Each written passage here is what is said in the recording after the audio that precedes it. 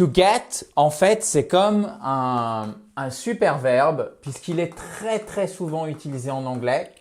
Alors, peut-être pas autant que to have, to be, qui sont aussi des auxiliaires, mais vous le retrouvez tout le temps. Donc, je vous ai fait une vidéo là où on a vraiment un mode d'emploi complet et on va commencer par la première utilisation de to get pour exprimer, en fait, obtenir, l'acquisition, la réception.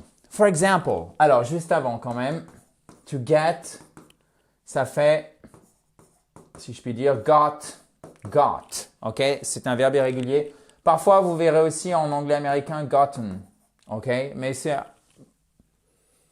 assez régulier, mais pas non plus très courant. So, I got a new bicycle for my birthday. Birthday. Okay, I got a new bicycle for my birthday. She gets, donc vous voyez, j'ai reçu, on m'a donné. She gets the newspaper delivered to her house every morning. She gets the newspaper. Elle reçoit, okay, to get, for example, a package. Par exemple, recevoir un colis. So, dans ce contexte-là, she gets the newspaper delivered to her house every morning. Elle reçoit le journal livré à sa maison tous les matins. Get, on l'utilise aussi un peu comme un équivalent de to become pour un changement d'état. Par exemple, to get angry, se mettre en colère. To become angry, devenir en colère, se fâcher. Ok? Donc en fait, ici, get, il est utilisé pour exprimer la forme pronominale qu'on a en français, c'est se mettre en colère, se laver, ok? Se mettre en colère, ici, c'est, donc se laver, se mettre en colère, c'est la forme pronominale. Donc quand vous avez ce, en français, assez souvent, vous aurez to get en anglais, mais pas tout le temps, ça marche pas tout le temps. Donc c'est pour ça qu'il faut vraiment travailler petit à petit pour passer d'un verbe en se plus le verbe en français, passer à l'anglais. Ça marche souvent avec to get, mais pas tout le temps. So, to get angry, se fâcher, se mettre en colère. He got angry when he saw the mess. Quand il a vu le désordre, the mess. Ça, c'est peut-être du vocabulaire que vous devriez apprendre parce que c'est vraiment du vocabulaire courant. Une petite note, c'est parfois, vous voyez que je fais des pauses dans mes phrases ou entre mes explications. C'est vraiment pour vous laisser le temps de digérer, si je puis dire. Exactement comme ça. They got excited as the concert began. To begin, donc, c'est notre infinitif. To begin, began, qui est la forme passée, et began, qui est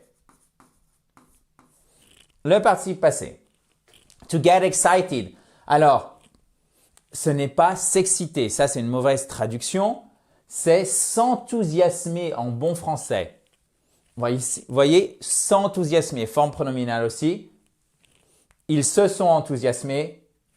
They got excited as the concert began. Okay? They got excited as the concert began. Concert, accentuation sur la première syllabe. Vous voyez votre apostrophe ici dans la transcription phonétique qui est le stress. Le stress, vous savez, c'est l'accent tonique qui est présent dans tous les mots en anglais qui ont 2 syllabes ou plus. Donc là, c'est la première syllabe qui est accentuée. Donc, to get pour obtenir, to get pour un changement d'état, to get pour parler de compréhension, c'est-à-dire vraiment comprendre quelque chose. Regardez, littéralement. Did you get what the teacher explained? En fait, c'est exactement la même chose que... Alors, je m'enlève un peu du cadre, mais on s'en fiche. Ce qui nous intéresse ici, c'est votre anglais. C'est to understand, ok? So, did you understand? Did you get what the teacher explained? As-tu compris ce que le professeur a expliqué? I finally got the joke. OK? To get the joke. Comprendre la blague. OK, perfect. Donc, to get pour obtenir. To get pour traduire les formes pronominales, c'est-à-dire changement d'état, devenir, to become. To get pour signifier comprendre. To get aussi pour dire arriver à. OK? We got to Paris at dawn. Nous sommes arrivés à l'aube. OK? Et d'ailleurs, l'aube, donc c'est le matin, quand le soleil se lève, et quand le soleil se couche, c'est le crépuscule. Bon, vous allez me dire, je le savais, OK? Mais en anglais, dusk. Bon, c'est en passant pour être complet. We got to Paris at dawn. Et pas down. Parce que down, on va le voir plus tard, c'est comme ceci. Dawn et down. OK? Down. OK? To get to, c'est to go to. C'est l'équivalent de to go to. Et même, en fait, c'est même encore, pour être plus juste, c'est l'équivalent de to arrive. OK? Sauf qu'on va employer beaucoup plus facilement to get que to arrive. When will you get home? OK? When will you get home? To get home, to get to Paris, for example. Bon. Après to get pour signifier arriver, to get avec les fameux phrasal verbs. Alors, qu'est-ce qu'un phrasal verb? C'est un verbe de base, par exemple to turn, qui signifie tourner. On rajoute on, par exemple, une particule. Alors, ça pourrait être up, ça pourrait être off, etc. About, sauf que pour un phrasal verb donné, eh bien, par exemple, on n'aura pas about. Donc, il faut apprendre petit à petit la particule qui va avec chaque phrasal verb. Vous allez me dire, OK, pourquoi on rajoute la particule? Parce que ça change le verbe de base. To turn, tourner. To turn on, ça veut dire soit excité, là pour le coup vraiment excité, ou aussi allumer. To turn off, éteindre. To turn up, monter par exemple le volume, OK? To turn about, ça veut rien dire, mais par contre avec d'autres phrasal verbs, about sera une particule tout à fait valable. Donc ça marche pour le verbe to get et c'est ce qu'on va voir tout de suite. To get across, c'est faire comprendre, transmettre. For example, he finds it hard to get his ideas across during meetings. He finds it hard to get his ideas across during meetings. All right? To find it hard, avoir des difficultés à faire quoi? To get something across, faire comprendre, faire passer son message. Bon. Across, c'est vraiment à travers, donc là, c'est assez transparent. To get around, comme ça, around. Faire circuler, éviter. It is easier to get around the city by bike. Contourner. Il est plus facile de circuler dans... pardon, excusez-moi, là, c'est pas contourner. It is easier to get around the city by bike. C'est littéralement se déplacer au sein de la ville. D'accord?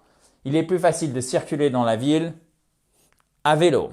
To get by. Alors là, ça fait partie de ces phrasal verbs qui ne sont pas transparents. Pourquoi? Parce qu'on ne peut pas deviner que to get by, ça veut dire s'en sortir financièrement ou se sortir d'une situation qui est difficile, d'accord? I don't earn much, but I get by. Mais je m'en sors. Je me débrouille. Vous voyez, c'est pas wow, mais j'y arrive, ok? To get by, c'est s'en sortir. Tout ce que vous voyez ici, chers amis, bien évidemment, dans la joie et la bonne humeur, vous pouvez le télécharger en cliquant sur le i qui est juste là en haut à droite. Si vous ne voyez pas le i en haut à droite pour télécharger les slides, faire le quiz d'application, vous avez le lien dans la description, notamment si vous êtes sur mobile ou sur tablette. Vous pouvez regarder juste en dessous et accéder aux slides. C'est en accès libre, vraiment. J'insiste parce que parfois vous me demandez, c'est en accès libre. On est sur YouTube. Moi, je suis là pour vous aider à improve your English, progresser en anglais. To get down et non pas dawn. Vous vous souvenez, dawn, c'est l'aube. Comment on dit le crépuscule? Exactly. Well done. Dusk. Bon. Je vous avoue que j'ai un peu hésité parce que dusk, vous n'en avez pas forcément besoin, mais c'est pour être complet. To get down, c'est se mettre à. Let's get down to business. Vous l'entendrez notamment pas mal dans les chansons de tout ce qui est rap, hip-hop, etc. Ça revient assez souvent, même dans les chansons de manière générale. To get down to business. Mettons-nous au travail. To get in, c'est entrer. She got in the car and drove off. Et voyez, to drive, c'est un nouveau phrasal verb. To drive off. To drive, c'est conduire. To drive off, ça veut dire démarrer et partir dans un véhicule qu'on conduit. She got in the car and drove off. Donc en fait, ces particules, elles permettent vraiment de donner un sens très précis au verbe. Et si vous avez fait de l'allemand, vous connaissez ça. Par exemple, en allemand, qu'est-ce qui se passe? On met les particules avant le verbe et on les colle. Par exemple, nehmen, ça veut dire prendre. Et on met aufnehmen, ça veut dire enregistrer. Vous voyez, de prendre, on passe à enregistrer. Comme quand même la base, le fondamental de l'anglais, ça reste une langue germanique assez ancienne puisque ça fait 10 siècles que c'est passé en Angleterre. Là, je vous fais vraiment un truc très simplifié. Du coup, qu'est-ce qui se passe? Nos particules sont non seulement détachées du verbe, mais on les met après. Par exemple, to drive off. Ok, voilà, bon, j'arrête la comparaison avec la langue de Goethe. To get off. Descendre, off, vraiment off. Et pas of. Ça, c'est of. Ça, c'est off, ok? He got off the bus at the last stop. Il est descendu du bus au dernier arrêt. Vous pourriez dire aussi to step out of the bus. Il y a plusieurs façons d'exprimer évidemment la même idée. To get on, là c'est le contraire, c'est monter. How is she getting on in her new job? Comment avance-t-elle? Ah, mais c'est aussi au sens figuré. C'est pas que monter dans un véhicule, c'est aussi continuer ou progresser. How is she getting on in her new job? On pourrait tout simplement dire, si vous voulez simplifier, how is she doing in her new job? Vous voyez, on n'est pas obligé d'utiliser un phrasal verb et en l'occurrence to get. Et encore une fois, vous pouvez simplifier si vous n'êtes pas sûr. To get out, c'est sortir. Par opposition à ce qu'on a vu ici, to get in. Let's get out of here. Let's get out of here. Let's get out of here. Sortons d'ici. Let's get out of here. All right. To get over. Over, c'est vraiment par-dessus. Surmonter, ça signifie surmonter. It took her months to get over the illness. It took, to take.